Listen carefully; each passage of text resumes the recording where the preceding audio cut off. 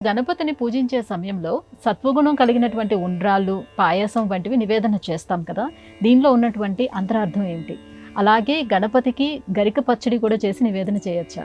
తప్పకుండా చేయొచ్చు. పూర్వం ఓ రాజుగారు అడవికి వేటకే వెళ్ళి మార్గమధ్యలో తోవ తప్పేసి ఎవరో ఒక పెద్ద ఆవిడ దగ్గరికి వెళ్ళి, అమ్మ ఆకలి వేస్తుంది, ఏదైనా పదార్థం ఉన్నదా అనగా ఆవిడ ఈ వచ్చిన వారు మహారాజు అని తెలియక తన వద్ద ఏది ఉన్నదో ఆ పదార్థాన్ని అందించింది. అది గరిక పచ్చడి.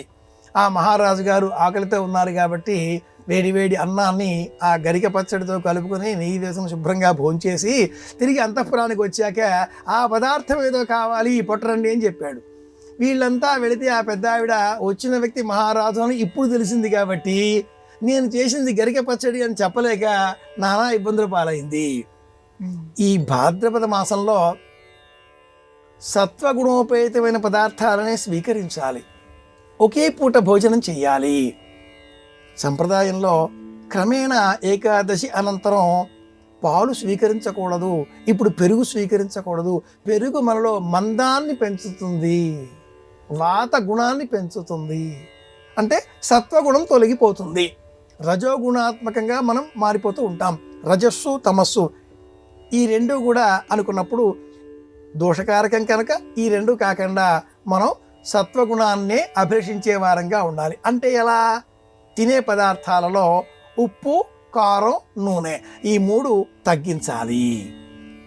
నేటి ఆధునిక వైద్యులు కూడా ఉప్పు తగ్గించండి, ఉప్పు మానేయండి, ఉప్పు అవసరమా అంటూ ఉన్నారు. అవసరమే, కానీ ఈ అవసరమైనంత మేరకు ఉప్పు మనకు సహజంగా అన్ని పదార్థాలలో వాతావరణంలోనే కొంత ఉంది, అది సరిపోతుంది.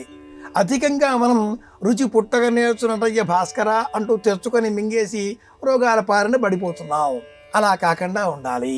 భాద్రపద మాసంలో ఇలా సత్వగుణాన్ని పెంపొందింపజేసే నిమిత్తమై వినాయక చవితికి ఒకరోజు ముందు రోజు నుంచే అమ్మవారిని తదియ వ్రతం పేరిట పూజించడం, సంపద్గౌరీ వ్రతం అనే పేరిట పూజించడం, ఉపవాసం, చప్పడి పదార్థాలు, చవితి ఉపవాసం, చప్పడి పదార్థాలు, ఋషి పంచమి ఉపవాసం, చప్పడి పదార్థాలు, అనక కృష్ణపక్షంలో విధియ వరకు కూడా ఉండ్రాళ్ల తదియ చప్పడి పదార్థాలు ఉప్పు లేకుండా ఒకే పూట భోజనం చేయడం. ఇలాంటి నియమాలతో ఈ మాసమంతా మనం కాలం గడిపితే ఆరోగ్యాన్ని కాపాడుకున్న వాళ్ళం అవుతాం.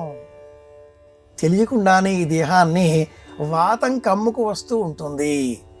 తెలియకుండానే మనం 5-6 కిలోల బరువు పెరిగిపోతూ ఉంటాం. అలా కాకుండా ఉండాలి. ఇలా అనడం నేర్చుకోవాలి. ఎవరైనా ఇదేనా ఇస్తే ఇలా అనడం మొదలు పెడితే ఏ వ్రతాలు చేసే అవసరం లేదు. ఇలా చేతిలో ఉన్నది ఇలా కాకుండా ఇచ్చే ప్రయత్నం చేయాలి, పంచుకునే ప్రయత్నం చేయాలి. అది చెప్పడం కోసమే ఈ వ్రతాలు. సత్వగుణ లక్షణ సంబంధిత విషయాలు.